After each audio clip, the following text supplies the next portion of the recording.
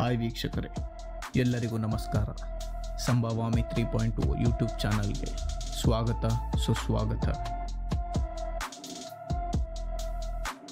ನಮ್ಮ ಈ ಚಾನಲ್ಗೆ ನೀವು ಮೊದಲನೇ ಬಾರಿ ಬಂದಿದ್ದರೆ ದಯವಿಟ್ಟು ಸಬ್ಸ್ಕ್ರೈಬ್ ಮಾಡಿ ಹಾಗೂ ಬೆಲ್ ಐಕಾನನ್ನು ಒತ್ತಿರಿ.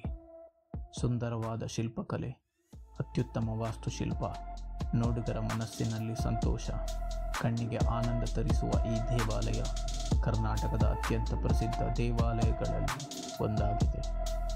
ಜನರಿಗೆ ಬೇಲೂರು ಹಾಗೂ ಹಳೇಬೀಡಿನಲ್ಲಿರುವ ದೇವಾಲಯದ ಬಗ್ಗೆ ತಿಳಿದಿದೆ, ಆದರೆ ಅಲ್ಲೇ ಸಮೀಪದಲ್ಲಿರುವ ಈ ದೇವಾಲಯದ ಬಗ್ಗೆ ತಿಳಿದವರ ಸಂಖ್ಯೆ ಬಹಳ ಕಡಿಮೆ.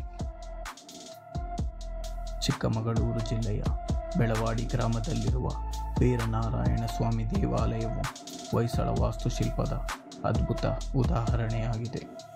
ಈ ದೇವಾಲಯವು ತ್ರಿಕುಟಾಚಲ ಶೈಲಿಯಲ್ಲಿ ನಿರ್ಮಿಸಲ್ಪಟ್ಟಿದೆ, ಅಂದರೆ ಇದು 3 ಗರ್ಭಗುಡಿಗಳನ್ನು ಹೊಂದಿದೆ. ಈ ದೇವಾಲಯವನ್ನು 12ನೇ ಶತಮಾನದಲ್ಲಿ ಹೊಯ್ಸಳ ಸಾಮ್ರಾಜ್ಯದ ರಾಜ 2ನೇ ವೀರಬಲ್ಲಾಳ ನಿರ್ಮಿಸಿದರು. ಈ ದೇವಾಲಯವು ಹಳೇಬೀಡಿನಿಂದ ಕೇವಲ 9 ಕಿಲೋಮೀಟರ್ ದೂರದಲ್ಲಿದೆ. ಹೊಯ್ಸಳ ರಾಜರು ನಿರ್ಮಿಸಿದ ಅತಿದೊಡ್ಡ ದೇವಾಲಯಗಳಲ್ಲಿ ಈ ದೇವಾಲಯವು ಕೂಡ ಒಂದಾಗಿದೆ.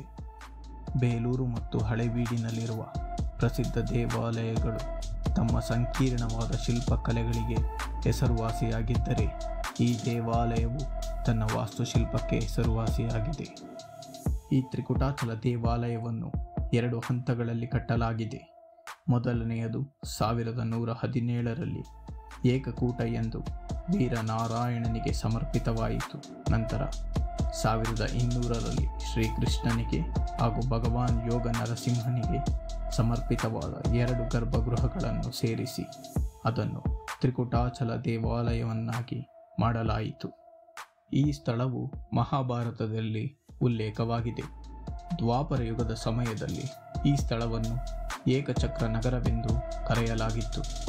ಈ ನಗರದಲ್ಲೇ ಭೀಮನು ಬಕಾಸುರನನ್ನು ಕೊಂದದ್ದು ಎಂದು ಪುರಾಣದ ದಂತಕಥೆಗಳು ಹೇಳುತ್ತವೆ.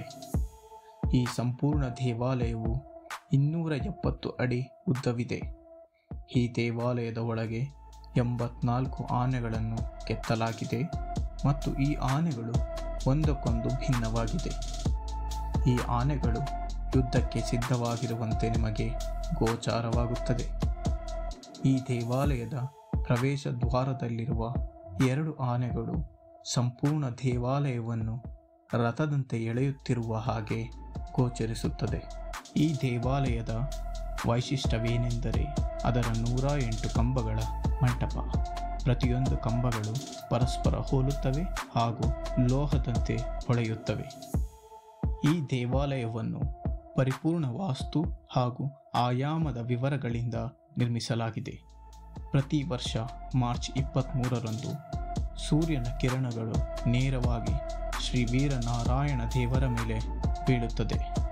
ಈ ದೇವಾಲಯಕ್ಕೆ ನೀವೊಮ್ಮೆ ಭೇಟಿ ನೀಡಿ ಇದರ ಪರಿಪೂರ್ಣ ವಾಸ್ತುಶಿಲ್ಪ ಹಾಗೂ ಕೆತ್ತನೆಯ ಸೌಂದರ್ಯವನ್ನು ವೀಕ್ಷಿಸಿ ಎಂದು ಹೇಳುತ್ತಾ ಈ ವಿಡಿಯೋ ಇಲ್ಲೇ ಮುಗಿಸುತ್ತಿದ್ದೇನೆ. ಈ ವಿಡಿಯೋ ನಿಮಗೆ ಇಷ್ಟವಾಗಿದ್ದರೆ ಲೈಕ್, ಶೇರ್, ಸಬ್ಸ್ಕ್ರೈಬ್ ಮಾಡಿ. ಧನ್ಯವಾದಗಳು.